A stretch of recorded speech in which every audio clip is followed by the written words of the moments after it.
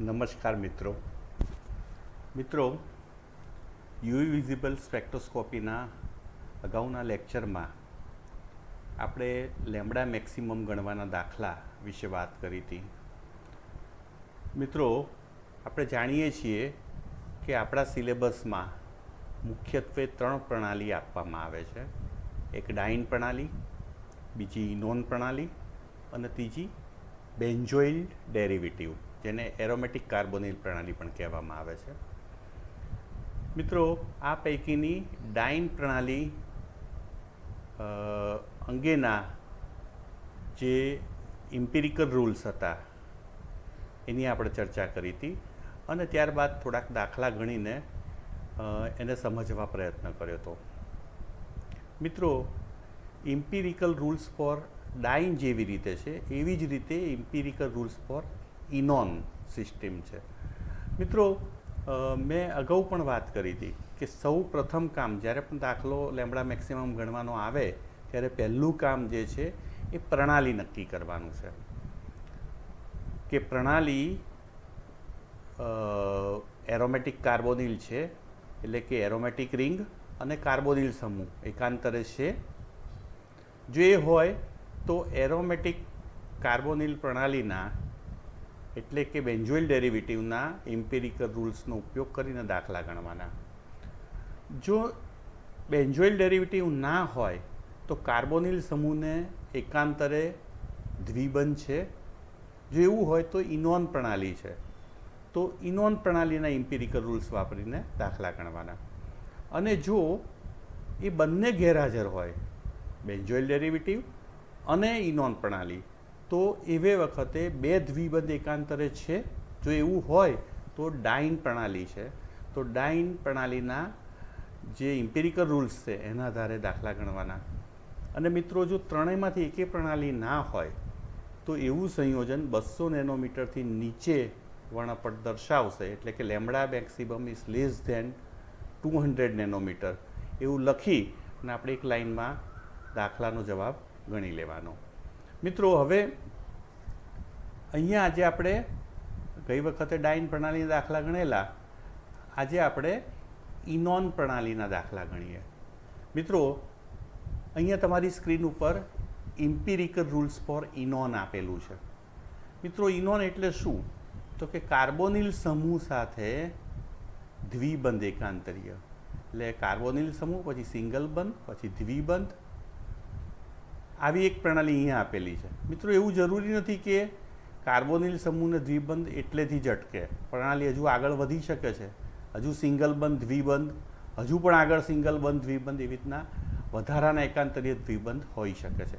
તો મૂળભૂત રીતે જે કાર્બોનિલ સમૂહ અને ઇનોલ આપણે દ્વિબંધ છે, કાર્બન કાર્બન, એ પ્રણાલી આખી એને ઇનોન તરીકે, ઇન એટલે દ્વિબંધ અને ઓન એટલે કાર્બોનિલ સમૂહ, તો ઇનોન તરીકે ઓળખવામાં આવે છે.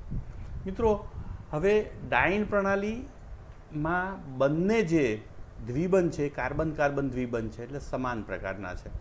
અહીંયા વિસ્થાપન કયા સ્થાને થયું છે એની કોઈ લેવા દેવા નથી. કોઈ પણ જગ્યાએ વિસ્થાપન થયું હોય તો એના માટેનું મૂલ્ય સરખું હતું. પણ અહીંયા બે પૈકીનો એક બંધ જે છે કાર્બોનિલ સમૂહ છે અને બીજો જે છે એ કયો છે? કાર્બન કાર્બન દ્વિબંધ.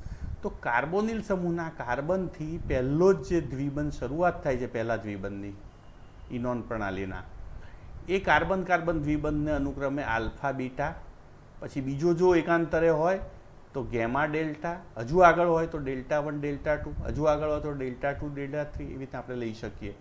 તો મિત્રો, કાર્બોનિલ સમૂહની એક તરફ આવી જે ઇનોન પ્રણાલીના કાર્બન કાર્બન દ્વિબંધ હશે અને બીજી તરફ આવો એક્સ સમૂહ હશે. એક્સ તરીકે ગમે તે હોઈ શકે છે. તો એક્સ તરીકે શું છે એના આધારે બેઝ વેલ્યુ નક્કી થતી હોય છે.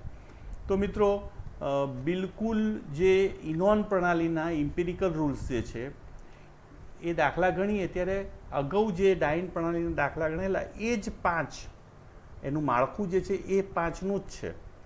ફક્ત ફેર અહીંયા જે છે એ વિસ્થાપનોમાં છે. અને જે 2, 3, 4 ફેર છે એ હું તમને સાથે સાથે વાત કરું છું. તો સૌ પ્રથમ આપણે વાત કરી લઈએ અહીંયા કે કાર્બોનિલ સમૂહ સાથે એક બાજુ દ્વિબંધયુક્ત પ્રણાલી છે, જ્યારે બીજી બાજુ આવો એક્સ સમૂહ છે. જો એક્સ બરાબર આર હોય, આર એટલે કોઈ પણ આલ્કિલ સમૂહ હોય અથવા તો રિંગનો ભાગ હોય, ગમે તે હોઈ શકે. તો જો કાર્બન હોય એક્સ બરાબર અને જો 6 સભ્યોની રિંગ અથવા તો એસાયક્લિક એટલે કે બિનચક્રીય હોય ઇનોન પ્રણાલી, એટલે ઇનોન પ્રણાલી 6 સભ્યોની રિંગ હોય અથવા તો એસાયક્લિક હોય, બિનચક્રીય હોય, અને જો એક્સ બરાબર આર હોય તો 215 નેનોમીટર બેઝ વેલ્યુ તરીકે મૂકવાની છે. જો 5 સભ્યોની રિંગ હોય અને એક્સ બરાબર આર હોય તો એ વખતે 202 નેનોમીટર બેઝ વેલ્યુ મૂકવાની છે. જો એક્સ બરાબર એચ હોય એટલે સી ડબલ બોન્ડ સાથે એચ જોડાયેલો, તો આ કયો કાર્બોનિલ સમૂહ થઈ જાય. તો જો એક્સ બરાબર એચ એટલે કે સંયોજન કાર્બોનિલ આલ્ડીહાઇડ હોય, તો એ વખતે 208 મૂકવાના છે. અને જો એક્સ બરાબર ઓએચ હોય કે ઓઆર, ઓએચ હોય તો એસિડ બને છે અને ઓઆર હોય તો એસ્ટર થાય છે. તો અહીંયા ઓએચ કે ઓઆર હોય તો એ વખતે 195 જે છે બેઝ વેલ્યુ તરીકે મૂકવાના છે. તો મિત્રો, પહેલાંની અંદર 3 પ્રણાલી હતી, બિનચક્રીય, હોમોએન્યુલર અને હિટ્રોએન્યુલર. એવી રીતે અહીંયા જે છે એ એક્સ બરાબર આર હોય અને એસાયક્લિક એટલે કે બિનચક્રીય અથવા તો 6 સભ્યોની રિંગ હોય તો 215 અને 5 સભ્યોની રિંગ હોય તો 202. અને જો એક્સ બરાબર એચ હોય એટલે કે આલ્ડીહાઇડ હોય તો 208 અને જો એસિડ કે એસ્ટર હોય તો 195 આપણે મૂકવાના છે. મિત્રો, પેલાની જેમ જ બીજો મુદ્દો ડબલ બોન્ડ એક્સટેન્ડિંગ કોન્જ્યુગેશનના 30. જો એ ડબલ બોન્ડ એક્સટેન્ડ જે હોમોડાઇન કમ્પોનન્ટ હોય તો 39 બીજા ઉમેરવાના, એટલે કે સીસ હોય તો બીજા 39 ઉમેરવાના. એક્ઝોસાયક્લિક ડબલ બોન્ડ હોય તો દરેક બંધ દીઠ એક્ઝોસાયક્લિક બંધ દીઠ 5 ઉમેરવાના. અને જો 5 કે 7 મેમ્બરની રિંગ હોય એન્ડોસાયક્લિક ડબલ બોન્ડ, એવી આપણે ભાગ્યે જ આપીએ તો 5 એના ઓએચ કે ઓઆરના એક્સના મૂકવાના છે. પણ મિત્રો,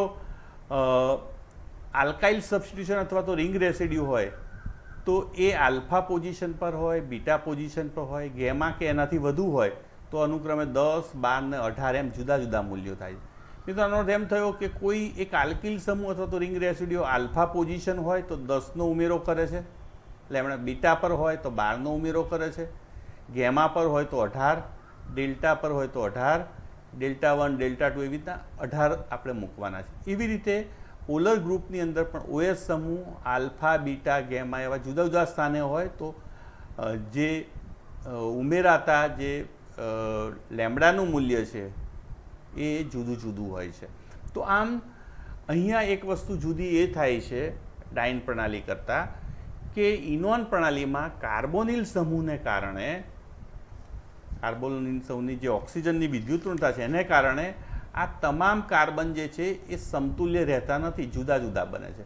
અને પરિણામે કાર્બોનિલ સમૂહના કાર્બનથી આલ્ફા, બીટા, ગેમા, ડેલ્ટા એમ જુદી જુદી પોઝિશન ઉપર દરેક સમૂહ, એ આલ્કિલ હોય, રિંગ રેસિડ્યુ હોય કે પોલર ગ્રુપ હોય, એ બધા જુદું જુદું શોષણ દર્શાવે છે. અને દરેકના શોષણના મૂલ્યો જે છે એ અહીંયા આપેલા છે. મિત્રો, પરીક્ષામાં તમને આખું ટેબલ જે છે એ આપવામાં આવશે. આ ટેબલનો ઉપયોગ કરીને તમારે લેમ્બડા મેક્સિમમના દાખલા ગણવાના છે. તો મિત્રો, હવે આપણે આગળ વાત કરીએ તો જે ફોર્મેટ ડાઇન પ્રણાલીમાં હતું એ જ ફોર્મેટ મિત્રો અહીંયા વાપરવાનું છે, થોડાક ફેરફાર સાથે. તો પહેલું જે છે બેઝ વેલ્યુ આપણે મૂકીએ છીએ, ત્યાં આપણે બિનચક્રીય, હોમોસાયક્લિક કે હોમોએન્યુલર કે હિટ્રોએન્યુલર એવી રીતના 3 મૂકતા હતા. અહીંયા એક્સ બરાબર શું છે એ રીતે જો એક્સ બરાબર આર હોય અને એસાયક્લિક જો રિંગ હોય તો 215 મૂકવાના છે. એક્સ બરાબર આર હોય અને અહીંયા ખોટું લખાવ્યું છે 5 સભ્યોની રિંગ હોય તો 202 મૂકવાના છે. જો આલ્ડીહાઇડ હોય, એક્સ બરાબર એચ હોય તો 208 મૂકવાના છે. અને એક્સ બરાબર ઓએચ કે ઓઆર એટલે કે એસિડ કે એસ્ટર હોય તો 195 મૂકવાના છે. તો મિત્રો, અહીંયા આ રીતે પહેલી બેઝ વેલ્યુ નક્કી કરવામાં ખાસ ધ્યાન રાખવાનું છે. હવે બીજો મૂલ્ય છે કે ડબલ બોન્ડ એક્સટેન્ડિંગ કોન્જ્યુગેશન એટલે વધારાના એકાંતરીય દ્વિબંધ. મિત્રો અહીંયા કાર્બોનિલ સમૂહ અને એક દ્વિબંધ એકાંતરે એવી પ્રણાલીને ઇનોન કહીએ છીએ, અને પછી પાછળ જેટલા એકાંતરીય દ્વિબંધ લાગે વધારાના એ દરેક દીઠ આપણે 30-30નો ઉમેરો કરવાનો છે. એટલે ડબલ બોન્ડ એક્સટેન્ડિંગ કન્જ્યુગેશન એ બિલકુલ ડાઇન પ્રણાલીની જેમ જ અહીં પણ 30-30 આપણે દરેકના ઉમેરશું. મિત્રો એ જ પ્રમાણે ત્રીજો મુદ્દો જે છે હોમોસાયક્લિક ડાઇન કોમ્પોનન્ટ, એટલે કે આ જે વધારાના એકાંતરીય દ્વિબંધ છે એ પૈકી 30 હોય તો 39 ઉમેરવાના, પણ જો ટ્રાન્સ હોય તો નહીં ઉમેરવાના. એનો અર્થ એમ થયો કે માત્ર હોમોસાયક્લિક એટલે કે 30 જે વધારાનો એકાંતરીય દ્વિબંધ હોય એ જ 39નો વધારો કરે છે. જો ટ્રાન્સપોઝિશન વાળો દ્વિબંધ ઉમેરાય તો એ વધારો થતો નથી, માત્ર 30નો જ વધારો થાય છે. તો આમ મિત્રો વધારાના એકાંતરીય દ્વિબંધ 30 મૂકવાના છે, પણ જો એ દ્વિબંધ પૈકી કોઈ 30 હોય તો એના માટે વધારાના 39 એ હોમોસાયક્લિક ડાઇન કોમ્પોનન્ટ તરીકે ઉમેરવાના છે. મિત્રો ત્યારબાદ એક્ઝોસાયક્લિક સી ડબલ બોન્ડ સી, એના માટે 5 બિલકુલ ડાઇન પ્રણાલીની જેમ. મિત્રો અહીંયા એક બાબત અહીંયા જુદી પડશે. ડાઇન પ્રણાલીમાં આપણે કાર્બોનિલ સમૂહ નહોતો, એટલે કાર્બોનિલ સમૂહ એટલે બધા દ્વિબંધને આપણે જે પ્રણાલીમાં આવેલા હોય એકાંતરીય એ એક્ઝોસાયક્લિક કાર્બન કાર્બન દ્વિબંધ બને છે કે નહીં એ આપણે જોતા હતા, પતંગની પૂંછડી. પણ અહીંયા એક્ઝોસાયક્લિક હંમેશા સી ડબલ બોન્ડ સી છે, એટલે કાર્બોનિલ સમૂહને ક્યારેય એકાંતરીય એટલે એક્ઝોસાયક્લિક ડબલ બોન્ડ તરીકે નહીં લેવાનો. તો આ બાબતને ખાસ ધ્યાનમાં રાખવાની છે. તો બિલકુલ એની જેમ જ ચોથો મુદ્દો પણ સેમ જ છે, પાંચમો મુદ્દો પણ એ જ પ્રમાણે સબસ્ટિટ્યુશન છે. પણ મિત્રો ત્યાં આપણે શું કરતા હતા કે જેટલા એકાંતરીય દ્વિબંધમાં દ્વિબંધ ધરાવતા હોય એ કાર્બન ઉપર વિસ્થાપન જે થયેલા હોય એને આપણે લખી દેતા હતા, ને એની સામે કેટલું મૂલ્ય હોય એ કયા સ્થાને છે, કેટલો દૂર છે, નજીક છે, એનું કોઈ મહત્ત્વ હતું નહીં. પણ અહીંયા કાર્બોનિલ સમૂહથી alpha, beta, gamma, delta, delta 1, delta 2 એ દરેક પોઝિશન ઉપર જોડાતા આલ્કિલ સમૂહ, રિંગ રેસિડ્યુ કે પછી પોલર સમૂહ એ દરેક માટેનું મૂલ્ય બદલાય છે. તો મિત્રો અહીંયા ઉદાહરણ તરીકે આલ્ફા પોઝિશન ઉપર જો રિંગ રેસિડ્યુ હોય તો એના 10 ઉમેરવાના છે, અથવા તો આલ્કિલ સમૂહ. બીટા પોઝિશન પર જો આલ્કિલ સમૂહ હોય તો 12 ઉમેરવાના છે, ગેમા કે તેથી વધુ હોય તો એ વખતે 18 ઉમેરવામાં આવે. તો આમ મિત્રો મૂકી આ 5 બાબતો જે છે આપણે મૂકી અને પછી એનું ટોટલ જે છે દરેકનું આપણે મારી દેવાનું છે. તો મિત્રો બિલકુલ આ ફોર્મેટ જે છે એ ડાઇન પ્રણાલી જેવું જ છે. હવે મિત્રો આપણે દાખલો ઉદાહરણ સાથે અને ગણવા પ્રયત્ન કરીએ. મિત્રો તમે અહીંયા જુઓ છો કે આ સંયોજનનું બંધારણ આપેલું છે. અહીંયા પહેલું આપણે નક્કી શું કરીશું, આપણી જે સિસ્ટમ છે પ્રમાણે કે સૌ પ્રથમ પ્રણાલી નક્કી કરીશું. મિત્રો અહીંયા કાર્બોનિલ સમૂહ છે પણ ક્યાંય એરોમેટિક રિંગ નથી, એટલે એરોમેટિક રિંગ અને કાર્બોનિલ સમૂહ જો એકાંતરે હોય તો બેન્ઝોઇલ ડેરિવેટિવ થાય, પણ અહીંયા બેન્ઝોઇલ ડેરિવેટિવ નથી. તો કાર્બોનિલ સમૂહ છે અને એને એકાંતરે દ્વિબંધ પણ છે, એટલે દ્વિબંધ, સિંગલ બંધ, દ્વિબંધ. તો આ પ્રણાલી જે બની એને ડાઇન ઇનોન કહેવામાં આવે છે. તો મિત્રો આ ઇનોન થયો. હવે આ દ્વિબંધ જે છે ઇનોનનો કાર્બન કાર્બન એની પછી પાછળ તરત જ એકાંતરે બીજો દ્વિબંધ પણ છે, એટલે એ વધારાનો કહેવાય. તો આમ કાર્બોનિલ સમૂહ, પછી સિંગલ બંધ, દ્વિબંધ, સિંગલ બંધ, દ્વિબંધ એ રીતે છે. મિત્રો આ જે છે એ પણ દ્વિબંધ છે કાર્બન કાર્બન, પણ આને પણ એકાંતરે નથી, આ બાજુ પણ એકાંતરે નથી થતો, કે અહીંયા પણ નથી થતો. પરિણામે આ દ્વિબંધ એટલે એમ કહી શકાય કે આમાં એક કાર્બોનિલ સમૂહ છે અને 3 દ્વિબંધ છે, પણ એ પૈકીના માત્ર આ 2 જ દ્વિબંધ આને એકાંતરે છે. એટલે કુલ જે છે ઇનોન પ્રણાલી વત્તા એક વધારાનો દ્વિબંધ. આને મિત્રો છે જ નહીં એમ અગાઉ વાત કરેલી એમ એને આપણે ભૂલી જવાનો, નાત બાર મૂકી દીધો આને. એટલે હવે આખી પ્રણાલી આટલી થઈ આપણી ઇનોન. તો ઇનોનનો આલ્ફા, બીટા, પછી આ વધારાના એકાંતર દ્વિબંધનો ગેમા અને ડેલ્ટા. તો આમ આલ્ફા, બીટા, ગેમા અને ડેલ્ટા ઉપરના વિસ્થાપનો આપણે જોવાના છે. મિત્રો હવે આપણે જ્યારે બેઝ વેલ્યુ નક્કી કરીએ છીએ, ઇનોન પ્રણાલી તો થઈ ગઈ, પણ બેઝ વેલ્યુ નક્કી કરતા હોય ત્યારે આ એક્સનું મહત્વ છે. એટલે કે કાર્બોનિલ સમૂહ સાથે અહીંયા શું જોડાયેલું છે? કાર્બન જોડાયેલો, સી જોડાયેલો. એટલે અહીંયા શું છે? એક્સ બરાબર આર છે. તો એક્સ બરાબર આર છે અને આ 6 સભ્યોની રિંગ છે. 6 સભ્યોની હોય કે એસાયક્લિક હોય તો એ વખતે 215 નેનોમીટર આપણે મૂકીએ છીએ. તો ઇનોન પ્રણાલી છે, બેઝ વેલ્યુ જે છે એક્સ બરાબર આર 6 સભ્યોની રિંગ હોવાથી કેટલી થાય છે? 215. તો મિત્રો આ 215 મૂક્યા, કોના મૂક્યા? કાર્બોનિલ સમૂહ અને આ દ્વિબંધ, આ ઇનોન પ્રણાલીના મૂક્યા. હવે આ વધારાનો એકાંતરિત, તો બીજો મુદ્દો જે છે ડબલ બોન્ડ એક્સટેન્ડિંગ કોન્જ્યુગેશન. એનો અર્થ એવો થયો કે વધારાના એકાંતરીય દ્વિબંધ. તો આ વધારાનો એકાંતરીય દ્વિબંધ છે. તો 1 છે એટલે આપણે 30 એના ઉમેરી દઈશું. હવે આ દ્વિબંધ જે છે એ આને કેવો છે? સીસ છે કે ટ્રાન્સ છે? તો ટ્રાન્સ છે મિત્રો. તમે જોઈ શકો છો સિંગલ બંધની સામેની બાજુએ છે એટલે અહીંયા ટ્રાન્સ છે. તો ટ્રાન્સ હોય તો કશું નહીં ઉમેરવાનું, તો અહીંયા કશું ઉમેર્યું નથી, જોઈ શકો. પણ જો મિત્રો આ જે છે આ જ દ્વિબંધ એ અહીંયા હોત, ધારો કે આમ હોત તો આ 2 એકાંતરે થાત. પણ અહીંયા છે એટલે અહીંયા 2 જે છે એ ટ્રાન્સ પોઝિશનમાં છે, તો હોમોસાયક્લિક ડાઇન કોમ્પોનન્ટ નથી. તો આનો અર્થ એવો થયો કે વધારાનો એકાંતરે દ્વિબંધ જે 1 છે આ એ હોમોસાયક્લિક ડાઇન કોમ્પોનન્ટ નથી. એટલે કે વધારાના એકાંતરે દ્વિબંધ જે 1 છે એ સીસ નથી અને પરિણામે 39 ઉમેરવાના રહે નહીં. હવે મિત્રો ચોથો મુદ્દો છે એક્ઝોસાયક્લિક કાર્બન કાર્બન ડબલ બોન્ડ. મિત્રો અહીંયા પ્રણાલીમાં દ્વિબંધ કાર્બન કાર્બન કયા ગણવાના? તો કુલ પ્રણાલી આ 1, 2 અને 3 દ્વિબંધ ધરાવે છે, પણ કાર્બોનિલ સમૂહનો દ્વિબંધ આપણે ગણવાનો નથી એક્ઝોસાયક્લિક ડબલમાં, કારણ કે એક્ઝોસાયક્લિક સી ડબલ બોન્ડ સી છે, અહીંયા તો ઓ છે. એટલે આપણે માત્ર આ 2 જ માટે ગણીશું. મિત્રો આને પણ આપણે કન્સિડર નથી કરવાનો.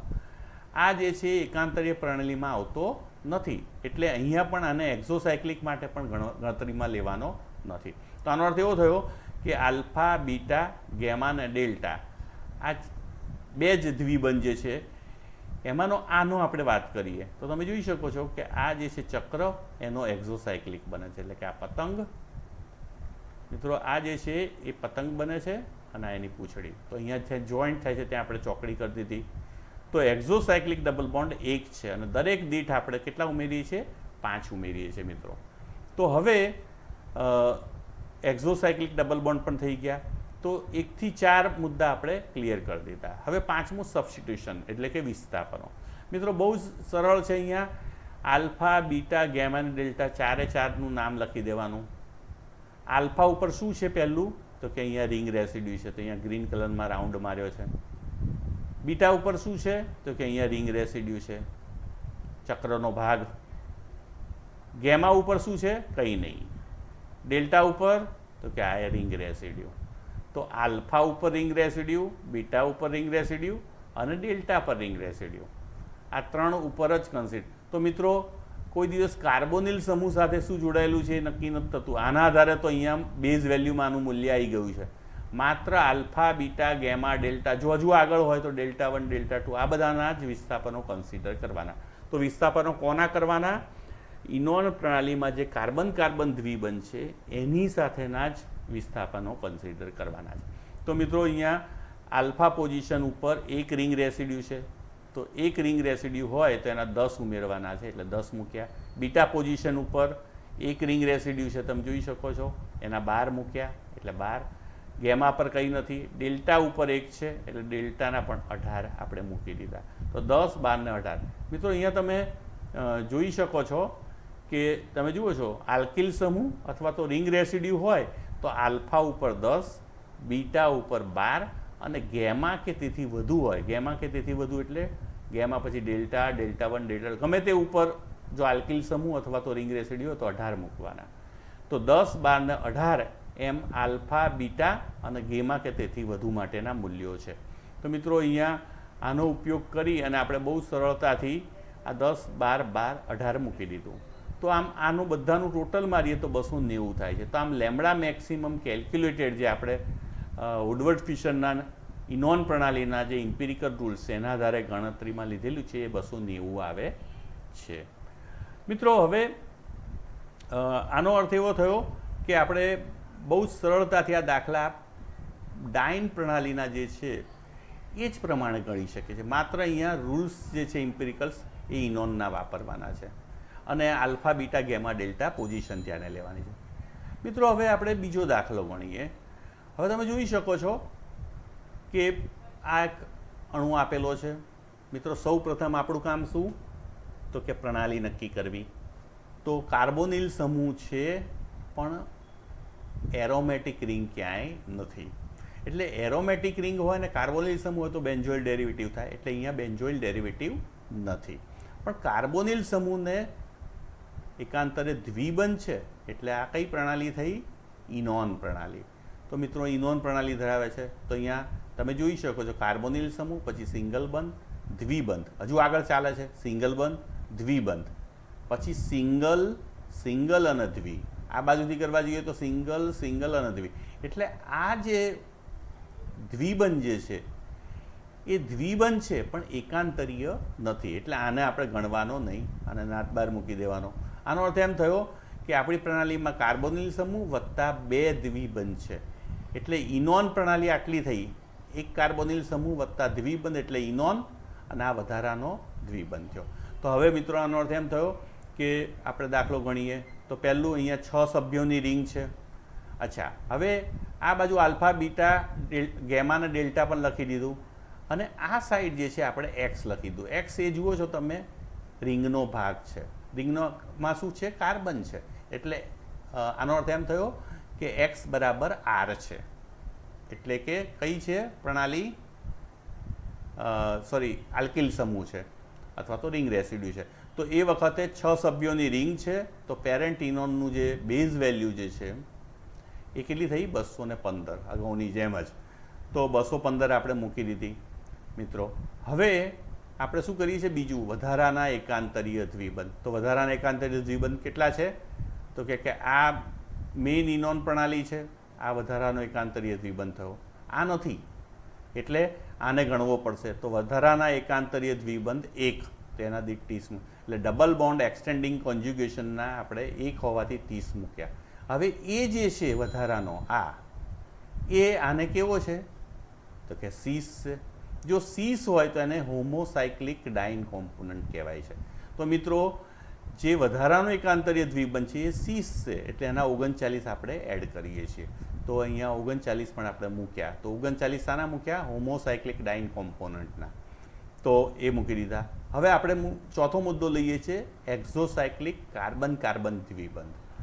તો મિત્રો કોઈક જો ભૂલ કરે અહીંયા કાર્બન ઓક્સિજનવાળો કાર્બોનિલ સમૂહ અહીંયા ચોકડી કરી દે અને કે આ પતંગ છે ને એની પૂંછડી છે તો ખોટું પડે. તો મિત્રો એ લેવાનું નથી. આપણે માત્ર આ બેને જ કન્સિડર કરવાના છે એક્ઝોસાયક્લિક ડબલ બોન્ડ. તો હવે પહેલું આને જોઈએ. તો આ એક્ઝોસાયક્લિક ડબલ બોન્ડ બને છે? તો કે ના. કેમ નથી બનતો? કારણ કે આ ચક્રના બંને કાર્બન ચક્રના જ ભાગ છે. એવી રીતે આ ચક્રના પણ બંને ભાગ થાય છે. એક ચક્રની અંદર હોય ને એક ચક્રની બહાર હોય તો જ એને એક્ઝોસાયક્લિક ડબલ બોન્ડ કહેવાય. તો આ પતંગની પૂંછડી બનતો નથી આ દ્વિબંધ. આ દ્વિબંધ પણ એવું છે, બંને ચક્રની વચ્ચે છે એટલે કોઈની પણ પૂંછડી બનતો નથી એટલે કે એક્ઝોસાયક્લિક ડબલ બોન્ડ નથી. તો 2 દ્વિબંધ છે અને એક પણ બનતા નથી એટલે એક પણ વધારો થતો નથી. અહીંયા તો અહીંયા 0. હવે મિત્રો વિસ્થાપનો જોઈએ. તો વિસ્થાપનો આમાં આલ્ફા, બીટા, ગેમા અને ડેલ્ટા આ 4 કાર્બન પરના જ વિસ્થાપનો આપણે ધ્યાનમાં લેવાના છે. તો આલ્ફા ઉપર આપણે જોઈએ. આલ્ફા ઉપર તમે જુઓ છો તો એક રિંગ રેસિડ્યુ, બીટા પર જુઓ છો તો ઉપર રિંગ રેસિડ્યુ, ગેમા ઉપર જુઓ છો તો આ બાજુ રિંગ રેસિડ્યુ, ડેલ્ટા ઉપર જુઓ છો તો અહીંયા પણ છે રિંગ રેસિડ્યુ ને અહીંયા પણ છે. તો એમ 2 રિંગ રેસિડ્યુ. તો ગણી કાઢીએ આપણે 1, 2, 3, 4 અને 5. 5 રિંગ રેસિડ્યુ થયા. તો રિંગ રેસિડ્યુ 5 છે. તો પેલામાં તો શું કીધું? 5 સંગથી સીધા મૂકી દેતા હતા ડાઇન પ્રણાલીમાં. પણ અહીં એવું કરવાનું નથી. અહીં શું કરવાનું છે? તો કે આલ્ફા પરનું રિંગ રેસિડ્યુ જુદું ગણવાનું કારણ કે એનું મૂલ્ય જુદું છે, બીટા પરના મૂલ્ય જુદું છે. તો પહેલું જો આલ્ફા ઉપર એક રિંગ રેસિડ્યુ, તો આલ્ફા પોઝિશન ઉપર એક રિંગ રેસિડ્યુ, એના કેટલા ઉમેરવાના છે? 10 મિત્રો. તો એનું મૂલ્ય 10 છે એટલે 10 ઉમેર્યા. હવે બીટા સ્થાને કોઈ રિંગ રેસિડ્યુ કે આલ્કિલ સમૂહ જોડાયેલો તો એના માટે 12 ઉમેરવાના છે. તો 12. એટલે મિત્રો અહીંયા ડાઇન પ્રણાલીની જેમ બધા ભેગા ગણવામાં નથી આવતા રિંગ રેસિડ્યુ, પણ દરેક સ્થાન આલ્ફા બીટા ગેમા ડેલ્ટા પ્રમાણે એના મૂલ્યો બદલાય છે. ગેમા ઉપર પણ 1 છે તો ગેમા ઉપર 1 મૂક્યું, એના 18 મૂક્યા, અને ડેલ્ટા ઉપર 2 છે તો ડેલ્ટા ઉપર 2 છે અહીંયા તો 18 દુના 36 એના એડ કર્યા મિત્રો. તો આ બધાનો સરવાળો કરીએ એટલે ટોટલ 360 નેનોમીટર આવે છે. આનો અર્થ એમ થયો કે આ સંયોજન 360 નેનોમીટર લેમ્બડા મેક્સિમમની આસપાસ પટ આપશે. તો મિત્રો કેલ્ક્યુલેટ કરેલા જે લેમ્બડા મેક્સિમમ છે શાના આધારે? વુડવર્ડ ફિશરના ઇનોન માટેના ઇમ્પિરિકલ રૂલ્સના આધારે આપણે કન્સિડર કર્યા. તો મિત્રો હવે તમે જો ડાઇન પ્રણાલીના થોડાક પ્રેક્ટિસ કરી હશે અગાઉ તો આ ઇનોનના બહુ સરળ પડશે. તો હવે બીજો દાખલો આપણે લઈએ વધુ સ્ટ્રેન્થન કરવા આપણી સમજને. તો અહીંયા એક સંયોજન આપેલું છે. તો સૌ પ્રથમ આપણે શું કરીશું તો કે આપણે પ્રણાલી નક્કી કરીશું. મિત્રો અહીંયા કાર્બોનિલ સમૂહ છે તો શું એને એકાંતરે એરોમેટિક રિંગ છે ક્યાંય? તો કે ના. તો એરોમેટિક રિંગ આ સંયોજનમાં નથી અને માટે બેન્ઝોઇલ ડેરિવેટિવ અથવા તો એરોમેટિક કાર્બોનિલ પ્રણાલી નથી. બીજું, કાર્બોનિલ સમૂહને એકાંતરે દ્વિબંધ છે? તો કે હા. તો ઇનોન પ્રણાલી થઈ મિત્રો. આ કઈ થઈ? ઇનોન પ્રણાલી. તો આનો અર્થ એમ થયો કે ઇનોન પ્રણાલી છે. ઇનોન પ્રણાલી હોય તો પછી ડાઇન માટે આપણે વિચારવાનું નથી. તો આનો અર્થ એવો થયો કે હવે આપણે ઇનોન પ્રણાલી, તો આ ઇનોન પ્રણાલી મૂળભૂત થઈ. હવે વધારાના એકાંતર દ્વિબંધ, તો કે ચલો કાર્બોનિલ સમૂહ પછી સિંગલ બંધ દ્વિબંધ, તો આટલી ઇનોન પ્રણાલી થઈ. હવે આગળ સિંગલ બંધ દ્વિબંધ, સિંગલ બંધ દ્વિબંધ, આનો અર્થ એમ કે 2 દ્વિબંધ વધારાના થયા. તો અહીંયા મૂળ ઇનોન પ્રણાલી ઉપરાંત 2 વધારાના દ્વિબંધ છે એકાંતરીય. માત્ર વધારાના દ્વિબંધ નહીં, એકાંતરીય દ્વિબંધ. તો હવે આપણે આની વેલ્યુ મૂકીએ. તો પહેલી બેઝ વેલ્યુ મૂકી. તો બેઝ વેલ્યુ નક્કી કરતાં પહેલાં મિત્રો હંમેશા એક્સ જોવાનો. તો એક્સ શું છે? તો રિંગ રેસિડ્યુ છે. તો આલ્કિલ સમૂહ આર હોય એક્સ બરાબર અને 6 સભ્યોની રિંગ હોય તો બેઝ વેલ્યુ જે છે 215 આપણે મૂકી દીધી. તો મિત્રો 215 મૂકી દીધી. હવે ડબલ બોન્ડ એક્સટેન્ડિંગ કોન્જ્યુગેશન એટલે કે વધારાના એકાંતરીય દ્વિબંધ. તમે જોઈ શકો છો આ ઇનોન છે અને આ 2 વધારાના થયા એટલે 2 વધારાના મૂક્યા. દરેક દીઠ 30 એટલે કુલ 60નો વધારો થયો અહીંયા. હવે એ 2 વધારાના છે એ શું સીસ છે કે ટ્રાન્સ છે? તો કે જો આ જે છે એ ટ્રાન્સ છે, જ્યારે આ શું છે? સીસ છે.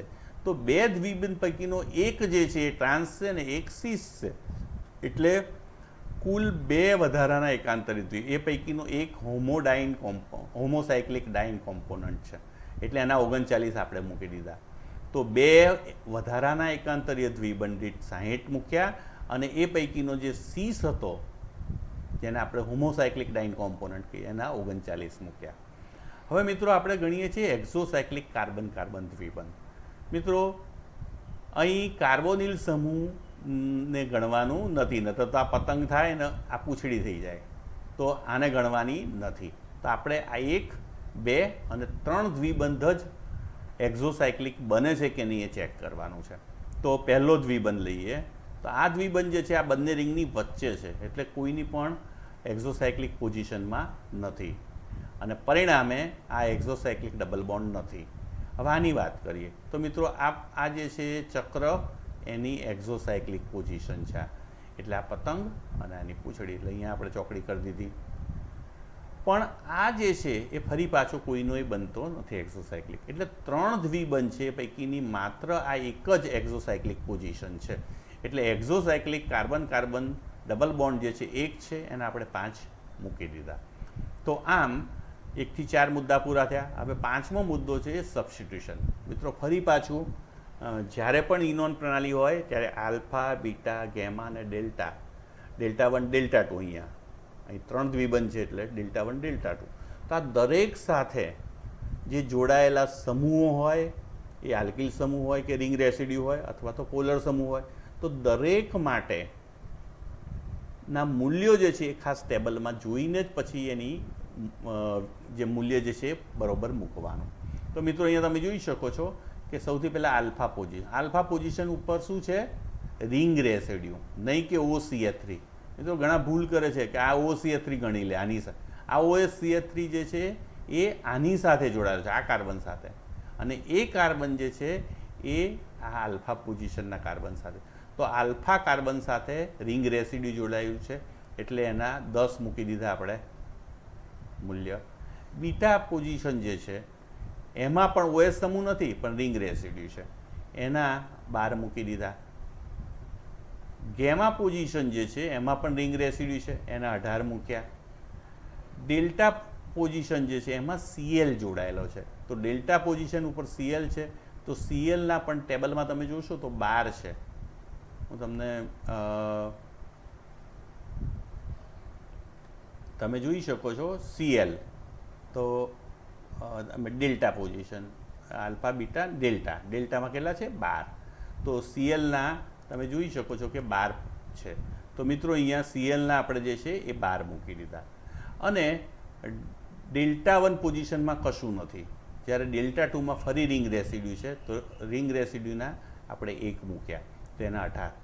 તો આમ આટલા જે છે એ વિસ્થાપનો, જુદા જુદા સ્થાને થયેલા વિસ્થાપનોને ઇમ્પિરિકલ રૂલ્સ ફોર ઇનોન્સનું ટેબલ જે છે એમાં જોઈને આ મૂલ્યો મૂકવાના છે. તો મિત્રો પહેલા 4 જે છે એ બિલકુલ કોના જેવા છે, ડાઇન પ્રણાલી જેવા છે, અહીંયા જ ખાલી પોઝિશન જોવાની છે. અને બીજું એક્ઝોસાયક્લિકમાં કાર્બન ઓક્સિજન બંધ, એટલે કે કાર્બોનિલ સમૂહના બંધને કન્સિડર નથી કરવાનો, માત્ર કાર્બન દ્વિબંધને છે. તો આ બાબત જે છે અહીંયા ખાસ ધ્યાનમાં રાખવાની છે. મિત્રો હજુ એક આપણે દાખલો ગણીએ. તમે જોઈ શકો છો કે આ જે આપણને આપેલું છે બંધારણ સંયોજનનું, એમાં સૌ પ્રથમ આપણે કેલ્ક્યુલેટ કરીએ મિત્રો. તો પહેલું શું કરવાનું છે, પ્રણાલી નક્કી કરીએ. તો મિત્રો કાર્બોનિલ સમૂહ છે, તો કે યસ કાર્બોનિલ સમૂહ છે. તો એને એકાંતરે એરોમેટિક રિંગ, તો એરોમેટિક રિંગ નથી. તો પરિણામે આ સંયોજન છે એ એરોમેટિક કાર્બોનિલ સંયોજન નથી, અથવા તો બેન્ઝોઇલ ડેરિવેટિવ નથી, પણ શું છે તો કે જો કાર્બોનિલ સમૂહ છે પછી સિંગલ બંધ ને દ્વિબંધ, એટલે શું થયું, ઇનોન થયો. આ તો આ ઇનોન છે. તો ઇનોનમાં પણ આગળ જોઈએ તો સિંગલ બંધ દ્વિબંધ, એટલે આ વધારાનો એકાંતરે દ્વિબંધ, અને આ જે છે એ ક્યાંય આવતો નથી, એટલે આ કેવો કહેવાય, દ્વિબંધ ખરો પણ એકાંતરીય નથી. અને પરિણામે આપણે કહી શકીએ કે આને આપણે કન્સિડર કરવાનો નથી ક્યાંય પણ, એને કન્સિડર પણ એની સાથે જોડાયેલા સમૂહને પણ કન્સિડર નથી કરવાના. તો આમ આલ્ફા, બીટા, ગેમા અને ડેલ્ટા આ 4 સાથેના વિસ્થાપનો કન્સિડર કરીશું. હવે મિત્રો આપણે બેઝ વેલ્યુ મૂકીએ. તો પ્રણાલી ઇનોન છે નક્કી કરી દીધું, પણ બેઝ વેલ્યુ નક્કી કરવા માટે હંમેશા x જોવાનું. તો x બરાબર અહીંયા OH છે. OH એટલે આ COOH એસિડ છે. તો એસિડ કે એસ્ટર હોય તો 195 એની બેઝ વેલ્યુ છે. તો ઇનોન બેઝ વેલ્યુ x બરાબર OH છે એટલે 195 મૂકી. તો આ જે છે ઇનોન પ્રણાલી વિથ OH આખાનું મૂલ્ય જે છે 195 થયું. હવે મિત્રો વધારાના એકાંતર દ્વિબંધ 1 છે, તો વધારાના એકાંતરીય દ્વિબંધ 1ના આપણે 30 નેનોમીટર મૂકી દીધા. તો વધારાના એકાંતર, હવે એ દ્વિબંધ જે છે સીસ છે કે કેમ, તો કે ના, આ ટ્રાન્સપોઝિશનમાં છે, એટલે એ હોમોસાયક્લિક ડાઇન કોમ્પોનન્ટ નથી, અને પરિણામે અહીંયા આપણે એક પણ મૂલ્ય ઉમેરીશું નહીં. હવે ચોથો મુદ્દો છે એક્ઝોસાયક્લિક ડબલ બોન્ડ. એક્ઝોસાયક્લિક ડબલ બોન્ડમાં આને ધ્યાને નથી લેવાનો, પણ આને લઈએ તો આ પતંગની પૂંછડી બને છે. તમે જોઈએ તો અહીં એક આપણે ચોકડી મારી, જ્યારે આ દ્વિબંધ જે છે એક્ઝોસાયક્લિક ડબલ બોન્ડ બનતો નથી, એટલે એક જ એક્ઝોસાયક્લિક ડબલ બોન્ડ છે. તો એના 1ના 5 મૂકી દીધા. તો આ રીતે હવે વિસ્થાપનો લઈએ મિત્રો. તો વિસ્થાપનો જે છે આલ્ફા, બીટા, ગેમા અને ડેલ્ટા પોઝિશન મૂકી દીધી દ્વિબંધની, આને ગણવાનો નથી. એટલે આલ્ફા ઉપર રિંગ રેસિડ્યુ, બીટા ઉપર રિંગ રેસિડ્યુ, ગેમા ઉપર Cl અને ડેલ્ટા ઉપર રિંગ રેસિડ્યુ. આલ્ફા ઉપર રિંગ રેસિડ્યુ, બીટા ઉપર રિંગ રેસિડ્યુ, ગેમા ઉપર Cl અને આના ઉપર જે છે ડેલ્ટા ઉપર એ શું આવે છે, રિંગ રેસિડ્યુ. તો મિત્રો બહુ જ સહેલાઈથી આપણે આ નક્કી કરી શકીએ છીએ. હવે તમે આ બધાનું ટોટલ મારી દેશો તો 282 થાય છે મિત્રો. તો આમ બહુ સરળતાથી આપણે દાખલા ગણી શકીએ છીએ. તો મિત્રો આજે આપણે ઇનોન પ્રણાલીના થોડાક દાખલા લઈ અને એને ગણવા પ્રયત્ન કર્યો અને તમે જોયું કે બિલકુલ ડાઇન પ્રણાલીની જેમ જ આના દાખલા ગણવામાં આવે છે. માત્ર ફેર જે છે એ બેઝ વેલ્યુ વખતે આપણે થોડુંક અહીંયા ધ્યાન એક્સ સમૂહનું રાખવાનું છે અને બીજું શું રાખવાનું છે, એક્સોસાયક્લિક ડબલ બોન્ડ વખતે કાર્બોનિલ સમૂહને ગણવાનો નથી, માત્ર કાર્બન કાર્બન દ્વિબંધને. અને ત્રીજી બાબત જે છે કે જે વિસ્થાપનો થાય છે અહીંયા એ વિસ્થાપનોમાં alpha, beta, gamma, delta, delta 1, delta 2 આ બધી પોઝિશન ઉપર દરેક સમૂહનું જે વધારો છે શોષણમાં એ જુદો જુદો છે. એટલે અહીંયા વિસ્થાપનો વખતે પણ ખાસ એની પોઝિશન જે છે આલ્ફા, બીટા, ગેમા, ડેલ્ટાની એના આધારે જ મૂલ્ય મૂકવાનું છે. તો મિત્રો ફરીથી આપણે અત્યાર સુધીમાં જે લેમ્બડા મેક્સિમમ ગણા દાખલામાં ડાઇન પ્રણાલીના દાખલા ગણ્યા અને આવતી વખતે આપણે એરોમેટિક કાર્બોનિલ પ્રણાલીના દાખલા ગણીશું, જેને બેન્ઝોઇલ ડેરિવેટિવ કહેવામાં આવે છે. અને પછી થોડાક દાખલા મિક્સ ગણીશું કે જેથી આપણે બાબતને સારી રીતે સમજી શકીએ. તો ફરી મળીએ, ત્યાં સુધી રજા આપશો. નમસ્કાર.